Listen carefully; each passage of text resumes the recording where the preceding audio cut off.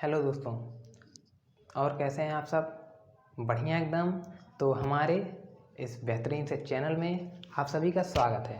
दोस्तों, आज हम आप लोग के लिए इस चैप्टर का एक और वीडियो यानी force and laws of motion 03 लेकर आ गए हैं, जिसमें हम Newton second law of motion के बारे में डिस्कस करेंगे, यानी लॉ ऑफ फोर्स के बारे में डिस्कस करेंगे।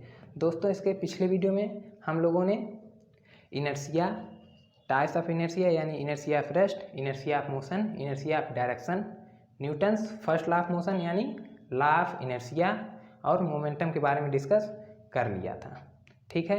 सो माय नेम इज अनुजपाल और आज हम बात करने जा रहे हैं थोड़ी सी मोमेंटम के बारे में, और हम पूरी बात करेंगे Newton's second law of motion यानी लॉ ऑफ फोर्स के बारे में। ठीक है दोस्तों, स्टार्ट करने से पहले जैसा कि हमने कहा था, थोड़ा सा हम एक दो क्वेश्चंस के बारे में देख लेते हैं, मतलब पिछले वीडियो पर। ठीक है, पिछले वीडियो पर एक दो क्वेश्चन देख लेते हैं। तो चलिए, क्वेश्चन नंबर 1। ठीक है,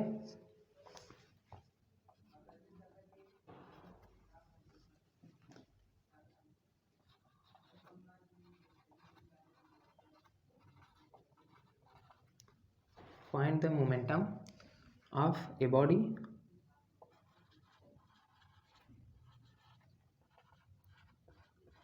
of mass 2.5 kg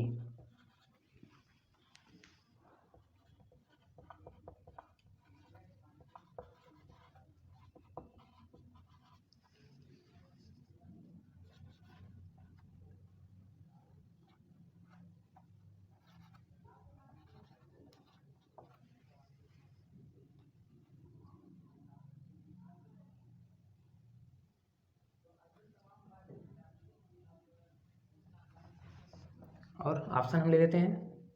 A, option A क्या हो जाएगा? 100 kg मीटर पर सेकंड।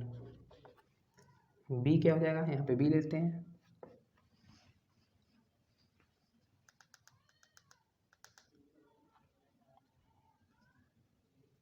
40 मीटर पर सेकंड। सी ले लेते हैं ऑप्शन 10, ये क्या हो जाएगा? केजी मीटर पर सेकंड। ठीक है, केजी मीटर पर सेकंड। सी ले लेते हैं हम 10 केजी मीटर पर सेकंड।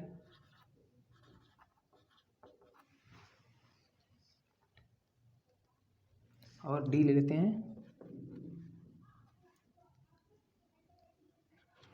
500 केजी मीटर पर सेकंड। ठीक है, तो वीडियो को पॉज करिए और ट्राई करिए इसको। बहुत ही आसान क्वेश्चन है। ठीक है, बहुत ही आसान। पिछला वीडियो आपने देखा था। ठीक है, जिसको पिछला वीडियो देखना है यूट्यूब पे टाइप करना होगा force and laws of motion 02 और आगे साथ में लिख देंगे KPM EI, या हम डिस्क्रिप्शन में इसका लिंक दे देंगे। ठीक है, तो चलिए, सॉल्व कर लिया होगा आपने। बहुत ही आसान क्वेश्चन था। ठीक, तो हमको पता है मोमेंटम P इक्वल टू क्या होता है?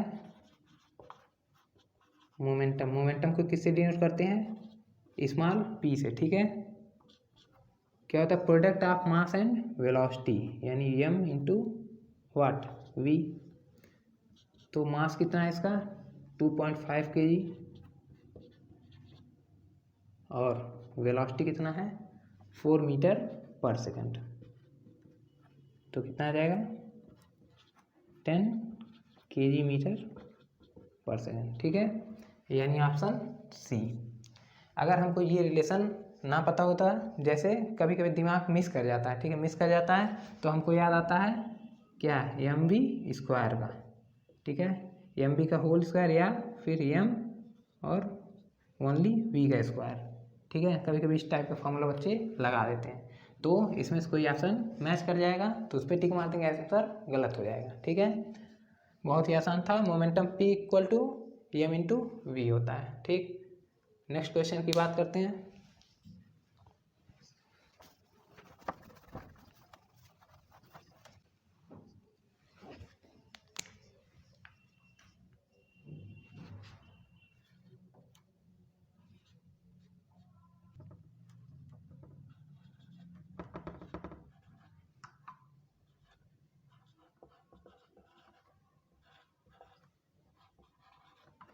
exerted under what? Cabinet.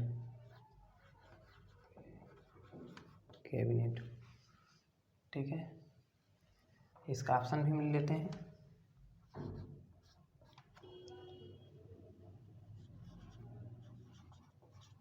Zero.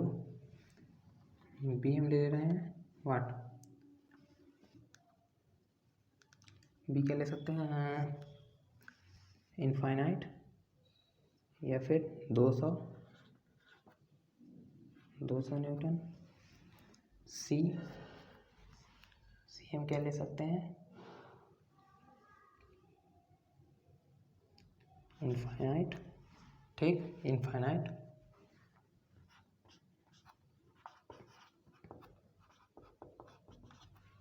और डी नन। ठीक है, ये है ऑप्शन। तो हमको पता है फ्रिक्शन फोर्स क्या होता है, मतलब घर्षण बल। ठीक है, घर्षण बल क्या है? कांटेक्ट फोर्स है। क्या है? Contact force. मतलब बॉडी क्या रहेगी, अगर किसी चीज़ के कांटेक्ट में रहेगी तो उस बॉडी में क्या प्रोड्यूस होगा? Friction force. ठीक है, जैसे हमने एग्जांपल लिया था कि ये मार्कर है। ठीक है, मार्कर को हम पकड़े हैं फ्रिक्शन फोर्स की वजह से। मार्कर बोर्ड पे चल रहा है फ्रिक्शन फोर्स की वजह से। ठीक है, तो वही क्वेश्चन में कह रहा है कि using the horizontal force of 200 Newton. Newton क्या होता है? फोर्स की यूनिट होती है। ठीक है, ऐसा यूनिट होती है। ठीक, वी इंटेंड टू मूव, मतलब कि हम क्या करना चाहते हैं? मूव कराना चाहते हैं a wooden cabinet across a floor at a constant velocity. ठीक है, मतलब कि एक हॉरिजॉन्टल फोर्स यानी 200 न्यूटन की हॉरिजॉन्टल फोर्स की मदद से हम एक वुडन कैबिनेट को, ठीक है, कोई लकड़ी का टुकड़ा है उसको हम क्या करना चाहते हैं? फ्लोर पे मूव कराना चाहते हैं। और उसका जो वेलोसिटी रहेगा क्या रहेगा? कांस्टेंट रहेगा। तो what is the friction force that will be exerted on the cabinet. ठीक है, तो फ्रिक्शन फोर्स हमसे पूछ रहे हैं कि कैबिनेट पे यानी वुडन कैबिनेट जो है उस पर फ्रिक्शन फोर्स क्या होगा। तो ऑप्शन है जीरो लगेगा। बी क्या है? 200 न्यूटन। सी क्या है? इनफाइनाइट। और डी क्या है? नन। मतलब इनमें से कोई नहीं। ठीक है, तो करिए, ट्राई करिए इसको। ठीक है, ट्राई कर लिया। तो जैसा हम जानते हैं कि फ्रिक्शन फोर्स क्या होता है? कांटेक्ट फोर्स, यानी दो बॉडी के बीच में लगता है। तो जहाँ पे कांटेक्ट रहेगा वहीं पे फ्रिक्शन फोर्स रहेगा। तो ये क्या कर रहे हैं कि जो फोर्स ये लगा रहे हैं, ठीक है, हॉरिजॉन्टल फोर्स जो लगा रहे हैं कितना है? 200 न्यूटन। और जो फोर्स लग रहा है वो किस में लग रहा है? तो वह वुडन कैबिनेट और फ्लोर के बीच में लग रहा है। किसके बीच में लग रहा है? वुडन कैबिनेट के बीच में और फ्लोर के बीच में लग रहा है। ठीक है, मतलब कि यही हो गया कॉन्टैक्ट फोर्स यानी फ्रिक्शन। ठीक, वुडन कैबिनेट को हम फ्लोर पे मूव कराएंगे तो वहाँ घर्षण होगा यानी फ्रिक्शन फोर्स होगा। और कितना फोर्स का यूज कर रहे हैं? तो 200 न्यूटन, यानी कि जो फ्रिक्शन फोर्स होगा क्या हो जाएगा? 200 न्यूटन। ठीक है, सिंपल। मतलब क्वेश्चन में क्या किए हैं? केवल घुमाए हमको। ठीक है, क्वेश्चन में हमको घुमाया गया है। ठीक, तो ऑप्शन क्या हो जाएगा? बी। ठीक है, ऑप्शन क्या हो जाएगा? बी सही हो जाएगा, 200 न्यूटन। ठीक है, क्योंकि कांटेक्ट फोर्स है और बॉडी क्या कहाँ पे कांटेक्ट में आ रही है? तो वुडन कैबिनेट और फ्लोर के बीच में कांटेक्ट हो रहा है, यानी कांटेक्ट फोर्स लग रहा है। कांटेक्ट फोर्स ही क्या है? फ्रिक्शन फोर्स है। आ रही बात समझ में? ठीक है, अब हम बात करते हैं मोमेंटम का। ठीक है, ये बहुत ही लॉजिकल क्वेश्चन था।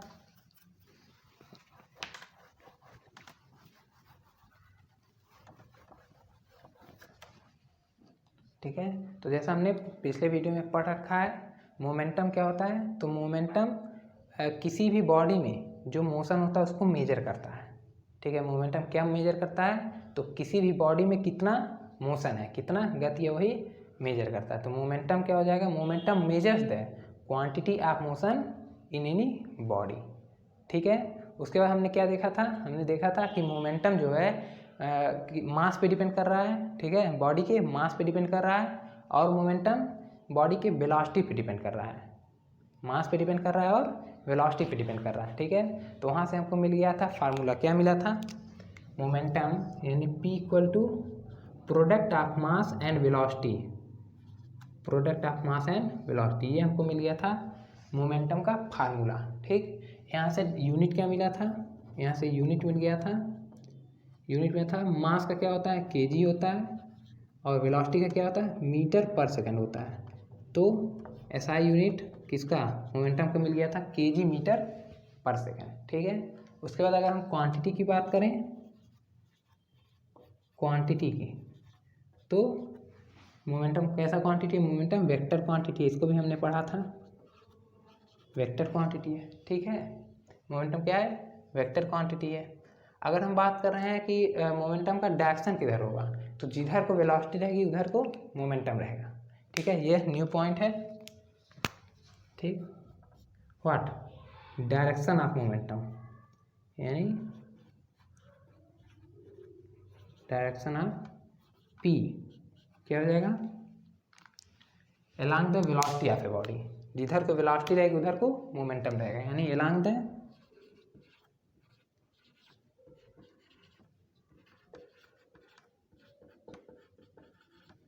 Velocity of the body, along the velocity of the body. ठीक है, यहाँ तक बात समझ में आ गया था। अब हम बात करते हैं यहाँ से मोमेंटम के ग्राफ के बारे में, मतलब graph between P and V। मिटा दें इसको, ये सब हमने पढ़ रखा था। ये डायरेक्शन यानी आज का, ठीक है, न्यू पॉइंट है ये, direction of momentum along the velocity of body, मतलब कि जिस डायरेक्शन में वेलोसिटी रहेगा उस डायरेक्शन में मोमेंटम होगा। ठीक है, अब हम बात कर रहे हैं ग्राफ का इसका। तो हम ग्राफ कहाँ से निकालेंगे? किसी फार्मूले से निकालेंगे। Graph between P and V,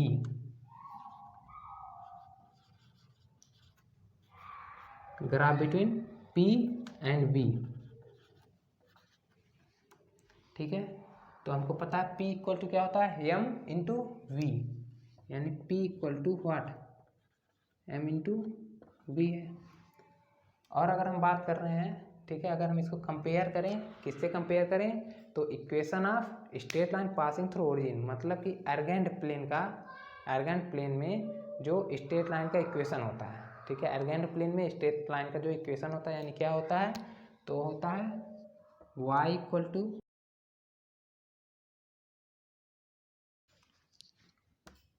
x plus what? y equal to m x plus c. ठीक है, तो इसको हम थोड़ा सा अच्छे से जान लेते हैं। आप लोगों ने मैथ में पढ़ा होगा, यदि नहीं पढ़ा है तो थोड़ा सा हम बता देते हैं यहाँ पे, ताकि काम चल जाए। ठीक है,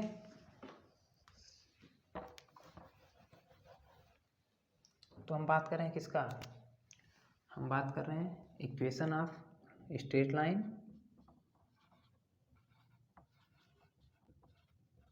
equation of what? Straight line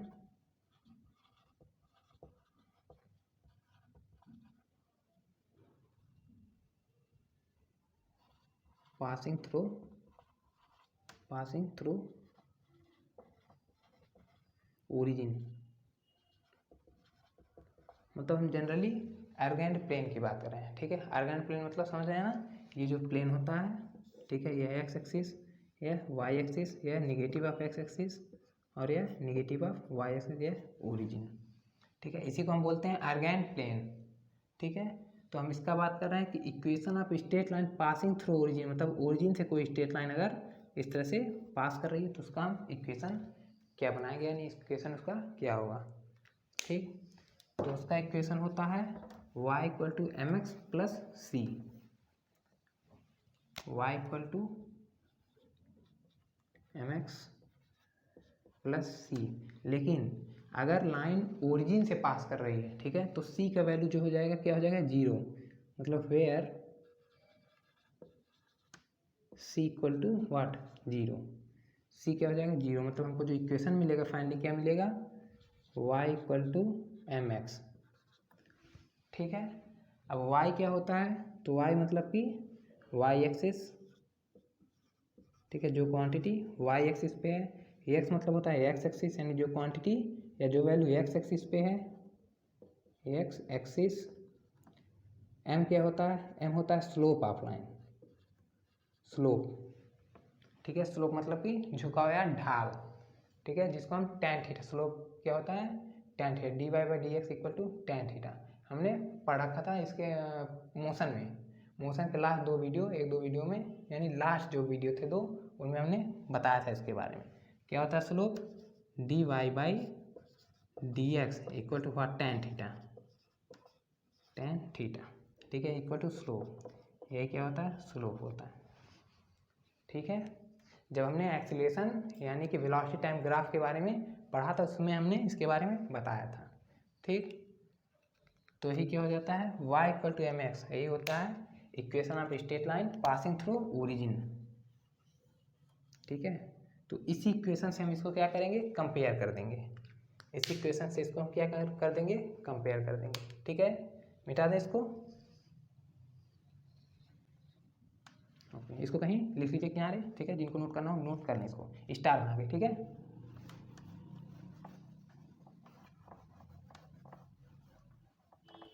y equal to m x plus c होता है, लेकिन अगर लाइन ओरिजिन से पास कर रही है तो c इक्वल टू 0। c क्या होता है, c होता है y इंटरसेप्ट। y इंटरसेप्ट मतलब कि लाइन y एक्सिस पे कहाँ कट कर रही है, लाइन y एक्सिस पे कहाँ कट कर रही है, उसी को हम बोलते हैं y इंटरसेप्ट, वही होता है c। ठीक है, तो अगर लाइन ओरिजिन से पास कर रही है तो y इंटरसेप्ट क्या हो जाएगा 0 हो जाएगा, यानी c क्या हो जाएगा 0 हो जाएगा, तो y equal to m x हो जाएगा। इसी से हम कंपेयर कर देंगे इसको। ठीक है, p equal to m v है। ठीक, जहाँ एम क्या है मास, और मास हमेशा कांस्टेंट रहता है। ठीक है, यहाँ पे हम लिख दे रहे हैं मास इज ऑलवेज कांस्टेंट।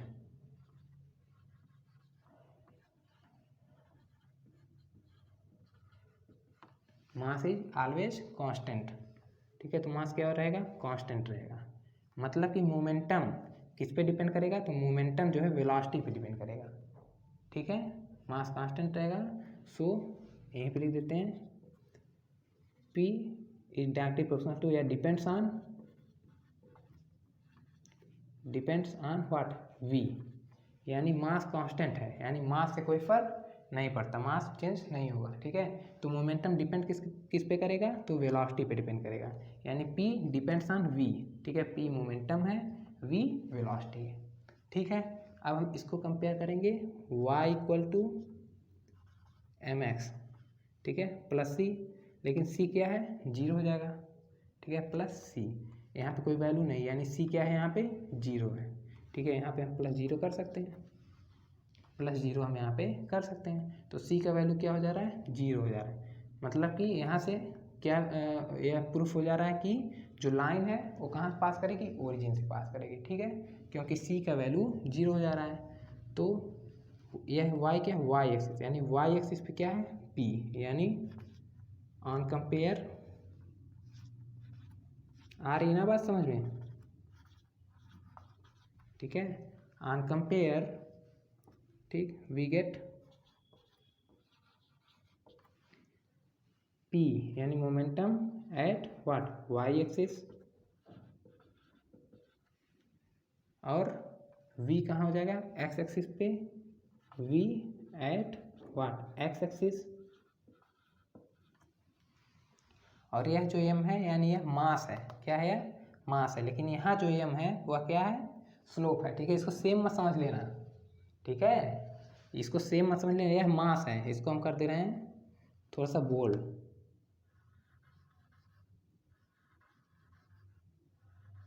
ठीक है, ये हो जाएगा मास, ये हो जाएगा मास, और यह क्या है स्लोप। ठीक है, आ रही है बात समझ में। तो कंपेयर करने पर हमको क्या मिला, हमको कंपेयर करने को मिला कि c जो है यानी y इंटरसेप्ट क्या है 0 है, और p कहाँ पे है, p है y एक्सिस पे, और v कहाँ है x एक्सिस पे है, और c 0 है, मतलब कि यह ऐसा स्ट्रेट लाइन है जो ओरिजिन से पास कर रहा है। ठीक है, तो जो इसका ग्राफ होगा क्या होगा, तो अगर हम ग्राफ की बात कर रहे हैं, ठीक है, यहीं पे बात कर लेते हैं। ठीक, यह है x एक्सिस और यह क्या है y एक्सिस। ठीक है, y पे क्या है, y पे है p, यानी इधर रहेगा मोमेंटम p। ठीक है, x एक्सिस पे क्या है v, यानी वेलोसिटी इधर रहेगा। ठीक, और c0 मतलब कि कुछ इस टाइप से। ठीक है, इस टाइप से ग्राफ पास करेगा, यानी straight line, straight line, straight line.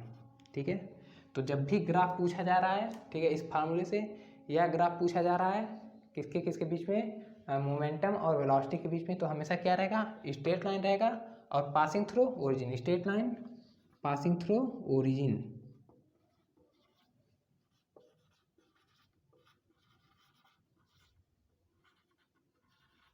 Passing through origin. ठीक है, यहाँ तक बात समझ में आ रही है?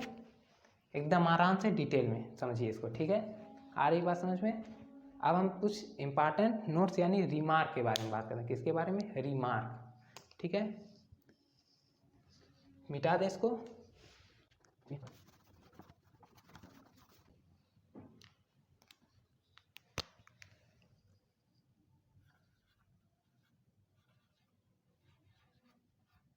रिमार्क।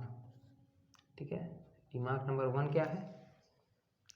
तो रिमार्क नंबर 1 है, जैसा कि हम जानते हैं कि मोमेंटम किस पे डिपेंड करता है? वेलोसिटी पे डिपेंड करता है। मास तो क्या है? कांस्टेंट है। मास कांस्टेंट है तो मोमेंटम वेलोसिटी पे डिपेंड करता है। ठीक है, तो अगर हम बात कर रहे हैं कि मास अगर क्या हो जा रहा है? 0 हो जा रहा है।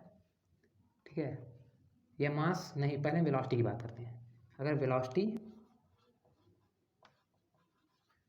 क्या हो जा रहा है? 0 हो जा रहा है। ठीक है, और जो मास है उसका, ठीक है, वह 0 नहीं है, यानी mass is not equal to what? 0। तो जो मोमेंटम हो जाएगा क्या हो जाएगा? देन मोमेंटम क्या हो जाएगा? 0 हो जाएगा। ठीक है, क्यों? क्योंकि एज हम जानते हैं P इक्वल टू mv होता है, जहाँ पे मास क्या है? कांस्टेंट है। यह क्या है? कांस्टेंट है। तो मोमेंटम किस पे डिपेंड कर रहा है? P डिपेंड्स ऑन v पे। ठीक है, यही रीजन हो जाएगा। तो अगर वेलोसिटी 0 हो जा रही है, ठीक है, भले ही इसके पास मास है, ठीक है, मास से कोई मतलब नहीं है। क्यों? क्योंकि मोमेंटम मास पे डिपेंड नहीं कर रहा है। ठीक है, तो अगर वेलोसिटी 0 हो जा रही है तो मोमेंटम भी क्या हो जाएगा? 0 हो जाएगा। ठीक है, यह था रिमार्क नंबर 1। अब हम बात करें रिमार्क 2 का। रिमार्क नंबर 2, ठीक है, रिमार्क 2 क्या होगा कि अगर, ठीक है, बॉडी के पास कुछ वेलोसिटी है, यानी मास अगर क्या हो जा रहा है? मास क्या हो जा रहा है? 0 हो जा रहा है। ठीक है, लेकिन वेलोसिटी है, यानी velocity is not equal to 0। ठीक है, velocity is not equal to 0, यानी वेलोसिटी है, मास 0 हो जा रहा है, तब मोमेंटम क्या होगा? Then momentum is equal to what? अगर मास 0 हो जा रहा है लेकिन बॉडी के पास वेलोसिटी है तो मोमेंटम क्या हो जाएगा? क्या मोमेंटम 0 हो जाएगा? ठीक है, तो इसका आंसर है नहीं। ठीक है, पहले लिख लीजिए, बताते हैं। Momentum is not equal to 0। ठीक है, ठीक है, बहुत ही इंपॉर्टेंट पॉइंट है ये कि अगर बॉडी का मास 0 हो जा रहा है, ठीक है, वेलोसिटी है बॉडी के पास लेकिन मास क्या है? 0 है, तब बताइए मोमेंटम क्या हो जाएगा? तो मोमेंटम 0 नहीं होगा, यानी मोमेंटम कुछ होगा। कैसे? तो हम सिंपल एग्जांपल ले सकते हैं सनलाइट का। ठीक है, सनलाइट का, जो सनलाइट आती है उसके पास क्या रहता है? वेलोसिटी रहता है। ठीक है, वेलोसिटी रहता है। सनलाइट में होता क्या है? तो सनलाइट मतलब क्या है? Packet of energy. एनर्जी ही तो है, सनलाइट क्या है? एनर्जी है, यानी पैकेट ऑफ एनर्जी उसमें है। Packet of what? एनर्जी। यानी इसको आइंस्टीन सर ने क्या बोला था? फोटान बोला था। इसे क्या बोला था आइंस्टीन सर ने? फोटान। ठीक है, सनलाइट मतलब फोटान, यानी पैकेट ऑफ एनर्जी। एनर्जी है, ठीक है, मतलब मास का निग्लिजिबल है, यानी मास एकदम 0 के बराबर है। ठीक है, मास इज 10 to 0, लेकिन वेलोसिटी तो है उसके पास। ठीक है, क्योंकि सनलाइट आती है। स्पीड कितना है? 3 × 10⁸ मीटर पर सेकेंड। ठीक है, जो वेलोसिटी है कितना है? 3 × 10⁸ मीटर पर सेकेंड है। ठीक है, सनलाइट की जो स्पीड होती है, वेलोसिटी होती है, क्या होती है? वेलोसिटी होती है 3 × 10⁸ 8 मीटर पर सेकेंड, मतलब बहुत तेज होती है, बहुत तेज, मतलब इससे तेज किसी का वेलोसिटी हो ही नहीं सकता। फास्टेस्ट वेलोसिटी है, ठीक है, सनलाइट। लेकिन मास क्या है, 0 है, तो इसके पास भी मोमेंटम है, यानी मोमेंटम इसका 0 नहीं होगा। आ रही बात समझ में? तो यह इंपॉर्टेंट पॉइंट था, ठीक है। एज व्हाट, सनलाइट के एग्जाम्पल लेकर हम समझ सकते हैं, ठीक है, कि सनलाइट का जो मास है वो क्या है, 0 है, लेकिन वेलोसिटी क्या है, इसके पास है, ठीक है, वेलोसिटी है, तो मोमेंटम भी क्या रहेगा, 0 नहीं रहेगा, यानी मोमेंटम में कुछ ना कुछ होगा उसका, ठीक है। अब हम बात कर रहे हैं, ठीक है, ये हो गया कि नहीं, मिटा दें इसको। अब हम बात कर रहे हैं Newton's what second law of motion, यानी लॉ ऑफ फोर्स के बारे में।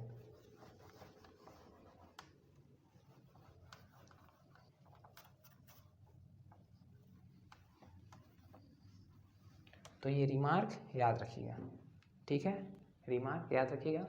अब हम थोड़ा सा बात करते हैं कि अगर यहाँ पे कोई बॉडी है, ठीक है, मान लेते हैं कोई बॉडी है, इसके पास कुछ मास है, मास क्या है इसका, मास मान लेते हैं m, ठीक है, मास m है इसके पास, ठीक, मास m है, और इसके पास जो वेलोसिटी है, यानी इनिशियल वेलोसिटी जो है क्या है, u है, इनिशियल वेलोसिटी u है, at time t equal to 0 पे, ठीक है, मतलब जब हमने इसको ऑब्जर्व करना स्टार्ट किया उस समय इसके पास जो वेलोसिटी था वो क्या था, u था, और उसके पास मास m था, ठीक, मतलब t सेकंड बाद, यानी t इक्वल टू जब क्या हो गया टाइम, कुछ t1 हो गया, ठीक है, या t मान लेते हैं, यहाँ t इक्वल टू 0, यहाँ पे t इक्वल टू t, मतलब कुछ टाइम बाद जब हमने इसको देखा तो इसके पास बॉडी यही है, ठीक, मतलब मास सेम रहेगा,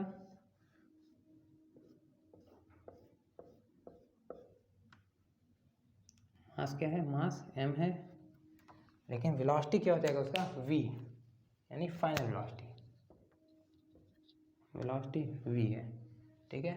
तो अगर हम यहाँ पे मोमेंटम की बात करें, ठीक है, किसकी बात करें, अगर हम मोमेंटम की बात करें तो यहाँ पे एट इक्वल टू 0 पे मोमेंटम क्या हो जाएगा, अगर हम यहाँ पे मोमेंटम की बात करें तो मोमेंटम जो हो जाएगा p इक्वल टू व्हाट, हम जानते हैं momentum p equal to mv होता है, मास, और वेलोसिटी क्या है, u है, तो m u हो जाएगा, ठीक है। यह इनिशियल मोमेंटम है, यानी p इनिशियल, i मतलब इनिशियल, ठीक है। और अगर हम बात करें यहाँ पे एट टाइम t पे, तो मोमेंटम क्या हो जाएगा, f मतलब होता है फाइनल, m इंटू वाट v, f मतलब क्या है, फाइनल मोमेंटम, और pi मतलब इनिशियल मोमेंटम, ठीक है, आ रही है बात समझ में। तो अब हम बात करें चेंज इन मोमेंटम, यानी मोमेंटम में जो चेंज होगा कितना होगा, ठीक है, यानी delta p, change in momentum.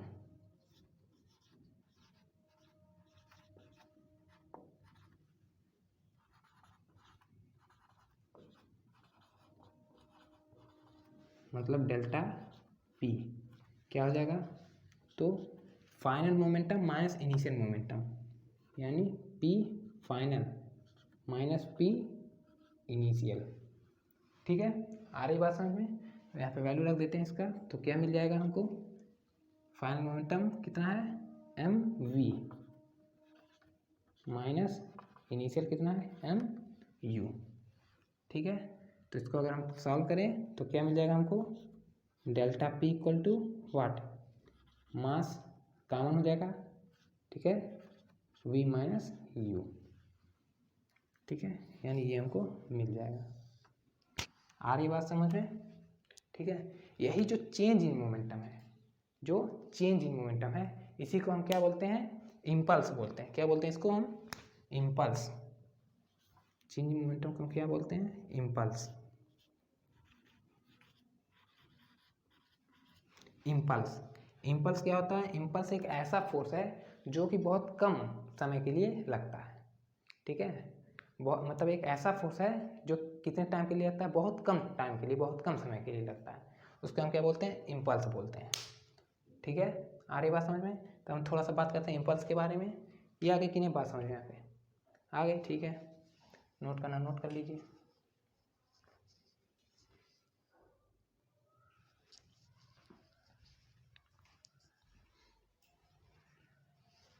मिटा दें इसको।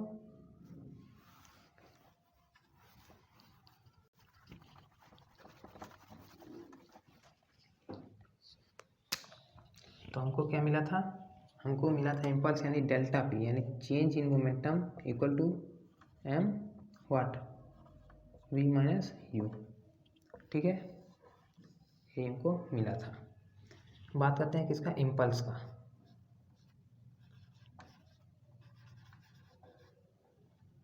इम्पल्स क्या होता है, द फोर्स या इट इज़ द फोर्स, यहाँ पे लिख देते हैं it is the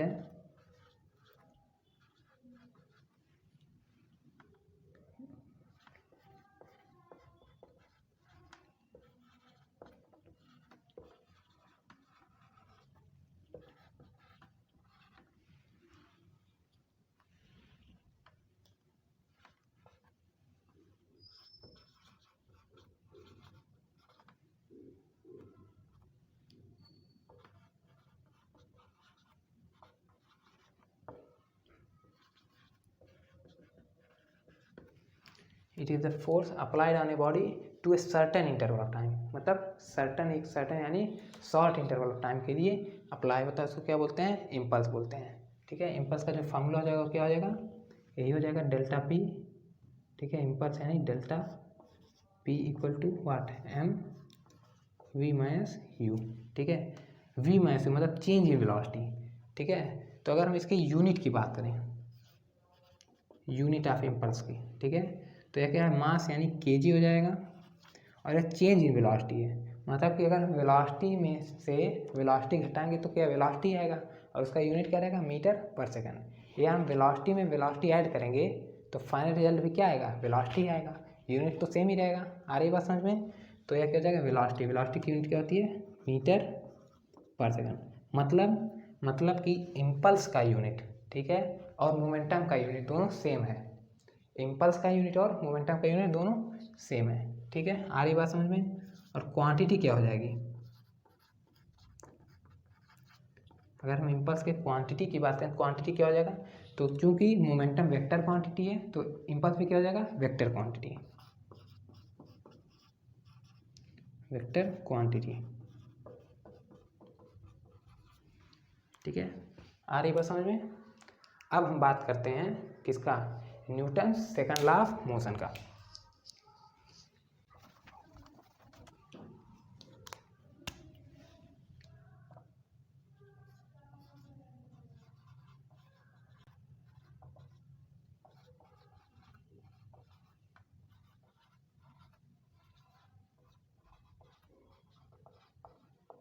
Newton second law of motion, ठीक है, तो Newton second law of motion कहता क्या है, इसको हम फर्स्ट मान लेते हैं क्योंकि इसका भी यूज आएगा। ठीक है, इसका इसमें क्या आएगा, फर्स्ट का इसमें यूज आएगा। ठीक है, आ रही बात समझ में। तो Newton second law of motion कहता क्या है, Newton second law of motion कहता है कि बॉडी पे, किसी बॉडी पे हम जितना फोर्स लगाएंगे, ठीक है, किसी बॉडी पे हम जितना फोर्स लगाएंगे उतना क्या होगा, चेंज इन मोमेंटम होगा। मतलब बॉडी पे जितना फोर्स लगाएंगे उतना मोमेंटम चेंज होगा। सही भी है, ठीक है, किसी बॉडी पे ज़्यादा फोर्स लगाएंगे तो ज़्यादा मोमेंटम चेंज होगा, मोमेंटम इनिशियल से फाइनल बढ़ जाएगा। ठीक है, या अगर हम रोकेंगे तो रुक जाएगा। तो मतलब चेंज मोमेंटम किस पे डिपेंड कर रहा है, फोर्स पे डिपेंड कर रहा है। यही है क्या, Newton second law of motion. Statement क्या है, स्टेटमेंट है the time rate of change in momentum of a body is directly proportional to external force applied on it. External force मतलब अनबैलेंस्ड फोर्स। ठीक है, लिख लेते हैं इसको हम। स्टेटमेंट इसका क्या है, Newton second law of motion का,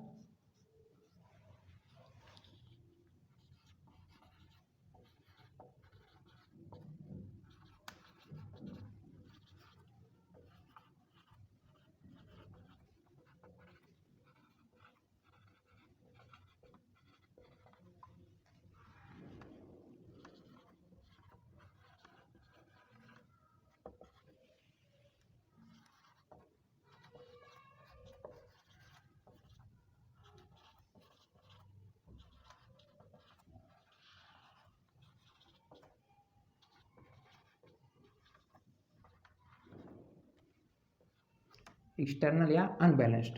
ठीक है, अनबैलेंस्ड फोर्स।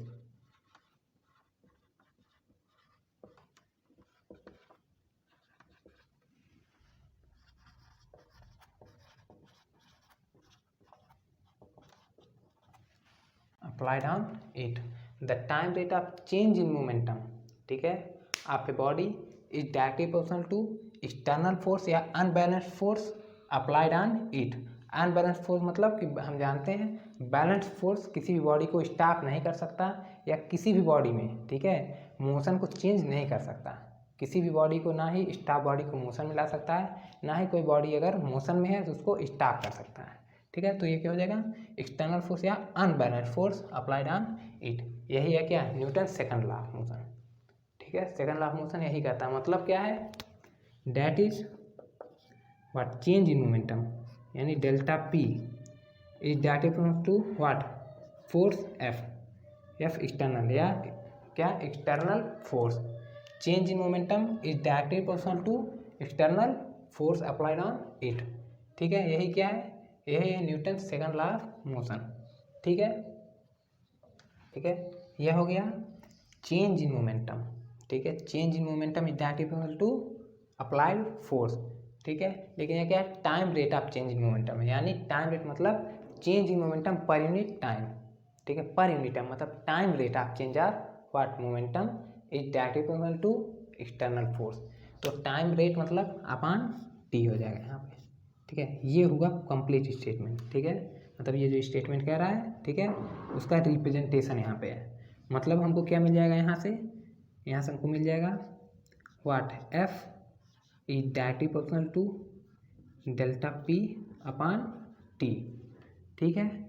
या यहाँ से हो जाएगा व्हाट एफ प्रोपोर्शनलिटी साइन हटता है, यानी प्रोपोर्शनलिटी का जब हम साइन हटाते हैं तो एक कांस्टेंट आता है जिसको हम बोलते हैं प्रोपोर्शनलिटी कांस्टेंट, ठीक है। तो साइन हटाए हम तो प्रोपोर्शनलिटी कांस्टेंट आया के, ठीक, डेल्टा पी अपॉन टी।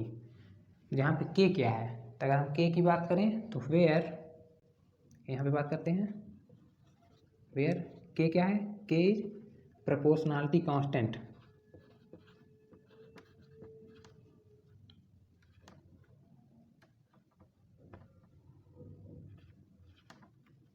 ठीक है, प्रोपोर्शनलिटी कांस्टेंट, प्रोपोर्शनलिटी कांस्टेंट है, ठीक है। यहाँ पे हम लिखते हैं एल आई टी मतलब प्रोपोर्शनलिटी कांस्टेंट, के क्या है, प्रोपोर्शनलिटी कांस्टेंट है। और अगर हम एस आई की बात करें, N watt in S I के इक्वल टू 1, मतलब एस आई में के की वैल्यू क्या है 1 होती है, ठीक है। एस आई मतलब सिस्टम इंटरनेशनल, ठीक है, सिस्टम इंटरनेशनल में के की वैल्यू क्या होती है 1 होती है। तो यहाँ से हमको मिल गया क्या, यहाँ से मिल गया F equal to delta P upon T, ठीक है, यह मिल गया हमको, ठीक है। तो यहाँ तक आप लोग नोट कर लीजिए क्योंकि जगह कम है हमारे पास, मिटाना पड़ेगा इसको, ठीक है। तो यहाँ पे नोट कर लीजिए।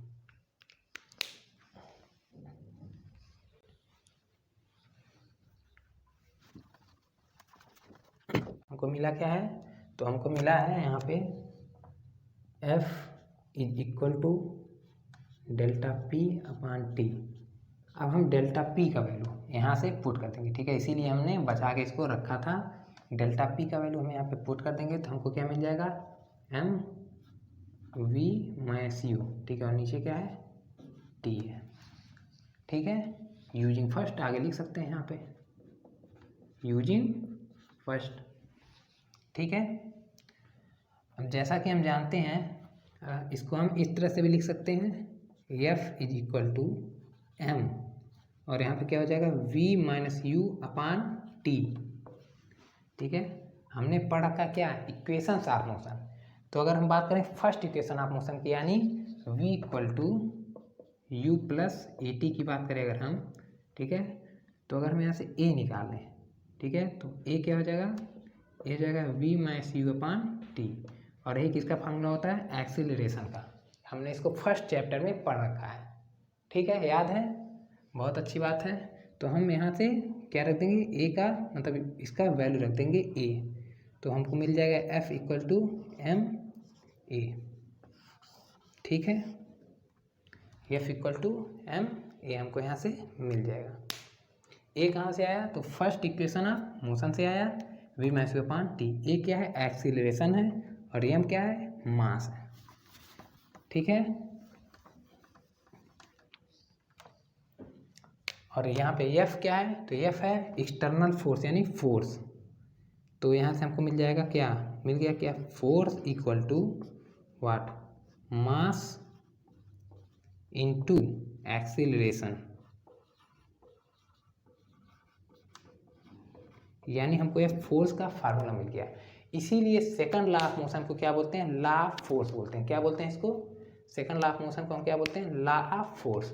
आप लोग यहाँ पे आगे लिख सकते हैं सेकंड लॉ ऑफ मोशन को। क्या हम यहाँ पे लिख देते हैं ऊपर, लॉ ऑफ फोर्स।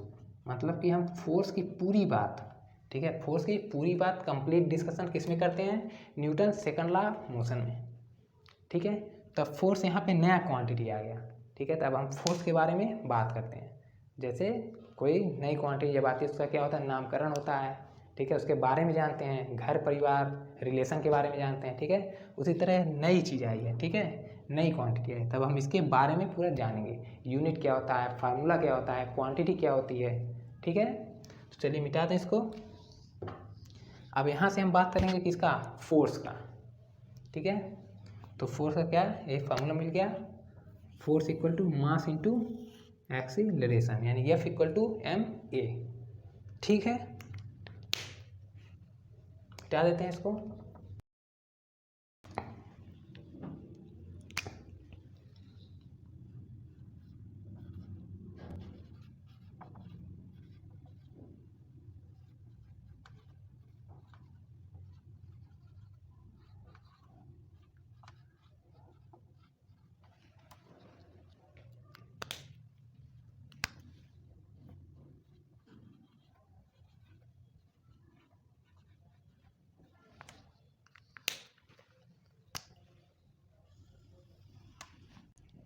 ठीक है, हमको क्या मिला था? फोर्स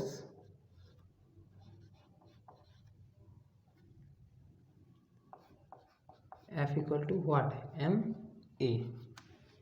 ठीक है, एम ए यानी product of mass and acceleration. तो यहाँ से हम फोर्स का एक और डिफिनीशन बना सकते हैं। हमने इस चैप्टर के स्टार्टिंग में यानी कि force and laws of motion 01 में इंट्रोडक्शन में हमने फोर्स के बारे में पढ़ लिया था। क्या पढ़ा था? इसका केवल डिफिनीशन पढ़ा था, और इसका क्वांटिटी हमने बता दिया था कि यह वेक्टर क्वांटिटी होता है, और यूनिट हमने बताया था क्या? एसआई यूनिट इसका हमने बताया था। ठीक है सर, न्यूटन सर के नाम पे। ठीक है, न्यूटन सर के नाम पे हमने क्या बताया था? इसका एसआई यूनिट क्या होता है? न्यूटन होता है। ठीक है, यहाँ तक हमने पढ़ लिया था। और हमने डिफिनीशन क्या पढ़ा था कि फोर्स का डिफिनीशन जो हमने पढ़ा था वहाँ पे, it is an external cause which can change और try to change the position of an object. ठीक है, याद है? और हमने क्या पढ़ा था? और हमने पढ़ा था द पुश और pull of an object is known as force. ये दो डिफिनीशन हमने वहाँ पे देखा था। ठीक है, दो डिफिनीशन देखा था। यहाँ एक नया डिफिनीशन आ गया। क्या आ गया? कि force is the product of mass and acceleration. और यही मेन है, यूज मेन इसी का है। मतलब फोर्स पे जितने क्वेश्चन आते हैं इसी पे आते हैं। ठीक है, तो अब हम बात करते हैं फोर्स क्या है। तो the product of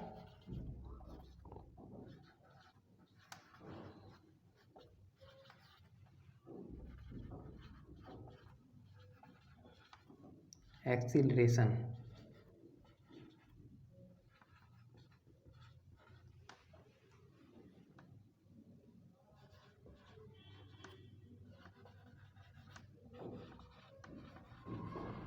is known as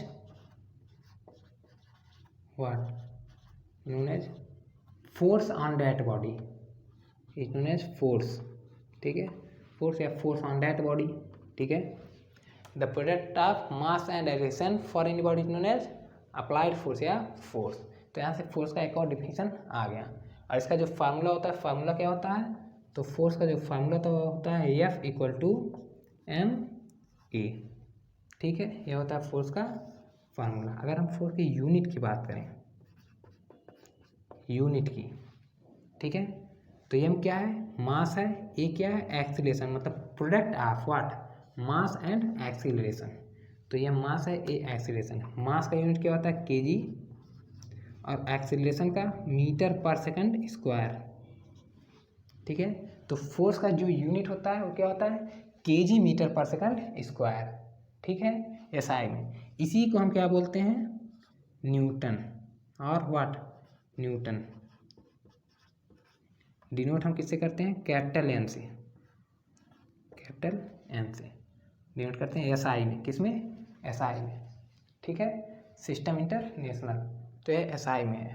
ठीक है, मतलब कि यूनिट्स कितने होते हैं तो यूनिट 4 होते हैं। ठीक है, एसआई यूनिट यानी सिस्टम इंटरनेशनल, फिर सीजीएस यूनिट यानी सेंटीमीटर ग्राम सेकंड, फिर एमकेएस यानी मीटर किलोग्राम सेकंड, और एफपीएस मतलब फुट पाउंड सेकंड। ठीक है, सिस्टम ऑफ यूनिट 4 होते हैं। तो यह एसआई में, किसमें एसआई, इन एसआई हम आगे लिख देते हैं इन एसआई यानी सिस्टम इंटरनेशनल। ठीक है, अगर हम बात करें सीजीएस का, ठीक है, अगर हम बात करें सीजीएस का तो सीजीएस में इसको हम बोलते हैं डाइन, DYNE। ठीक है, स्पेलिंग देख लीजिएगा आप लोग। ठीक है, डाइन। ठीक है, इसको हम बोलते हैं किसमें डाइन हम बोलते हैं सीजीएस में। सीजीएस यानी सेंटीमीटर, जी से क्या हो जाएगा ग्राम, एस से सेकंड। ठीक है, सेंटीमीटर ग्राम सेकंड। यहाँ पे क्या है, यहाँ पे किलोग्राम मीटर और सेकंड में है, किलोग्राम मीटर और सेकंड में। यहाँ पे क्या हो जाएगा सेंटीमीटर ग्राम सेकंड, यहाँ पे मीटर किलोग्राम सेकंड, और यहाँ पे सेंटीमीटर ग्राम सेकंड। तो यह सीजीएस और यह क्या है एसआई, ये हम इसको एमकेएस भी बोल सकते हैं, एमकेएस। ठीक है, तो अब हम रिलेशन देखते हैं किसमें न्यूटन में और डाइन में, मतलब 1 न्यूटन किसके बराबर होता है। ठीक है, लेकिन पहले हम इसके बारे में जान लेते हैं फोर्स और क्वांटिटी क्या होता है। अगर हम फोर्स के क्वांटिटी की बात करें, क्वांटिटी की बात करें तो होता है वेक्टर क्वांटिटी। ठीक है, वेक्टर क्वांटिटी। आ रही है यहाँ तक बात समझ में। इसका हमको जो मिला था कहाँ से मिला था, तो यह मिला था F equal to M what V minus U upon T से, यानी इसी जगह तो हमने ये रखा था।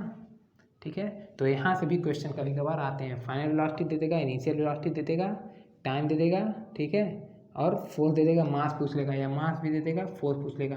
तो इस तरह क्वेश्चन आते हैं, जब क्वेश्चन आएंगे तब हम लोग देखेंगे इसको। ठीक है, जिसको नोट करना हो नोट कर ले, इसको मिटा दे रहे हैं। ठीक,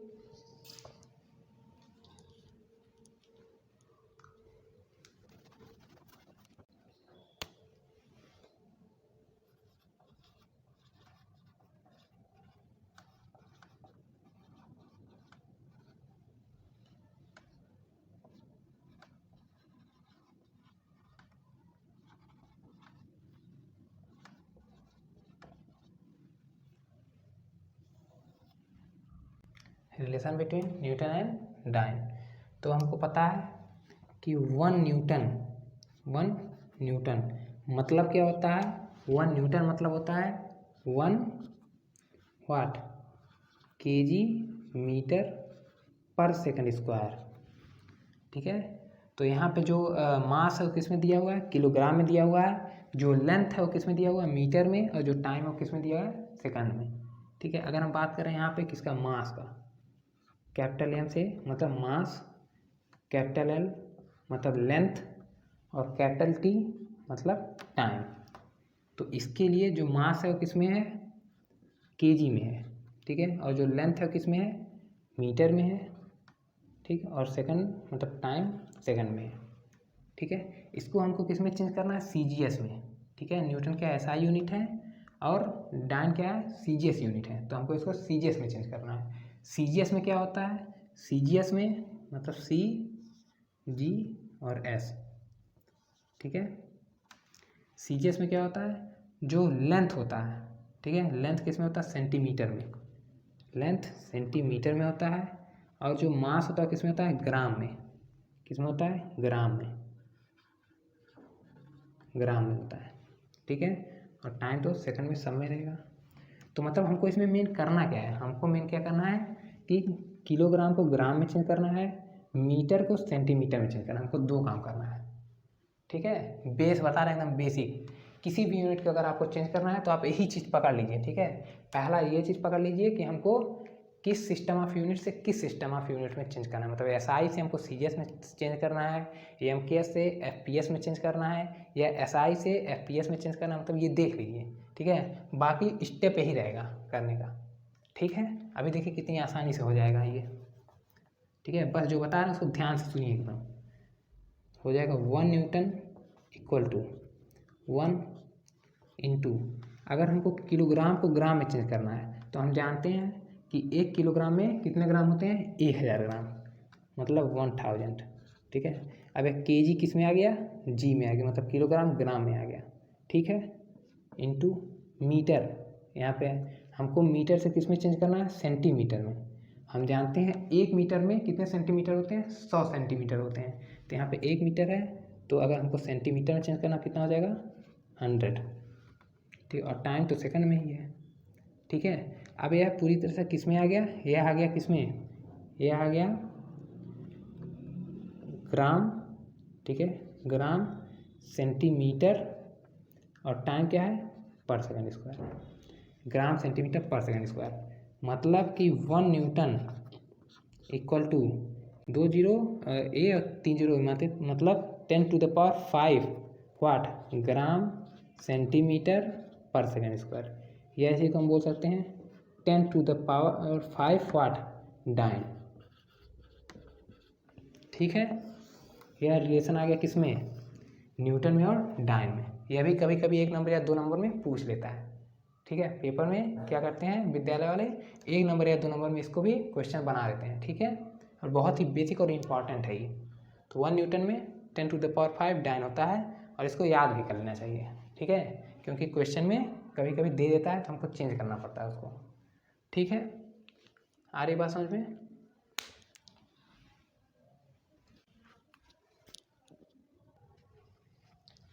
ठीक है।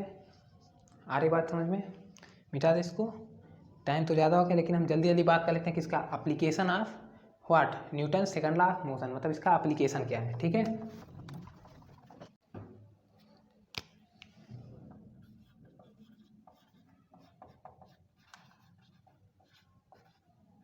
एप्लीकेशन, तो जो इसका पहला एप्लीकेशन है, हमको पता है क्या कि फोर्स F इक्वल टू क्या होता है, m इंटू ए, और एक्सीलरेशन क्या होता है, एक्सीलरेशन होता है change in velocity upon time, यानी v minus you upon T. तो इसकी जगह पे हम v minus you upon T लिख सकते हैं, v minus you upon T, ठीक है। इंक भी खत्म हो गया मार्कर में, ठीक है। v minus you upon T लिख सकते हैं। तो यहाँ से हम देख सकते हैं कि अगर टाइम ज़्यादा होगा, ठीक है, तो फोर्स कम होगा, टाइम ज़्यादा होगा तो फोर्स कम होगा, ठीक है।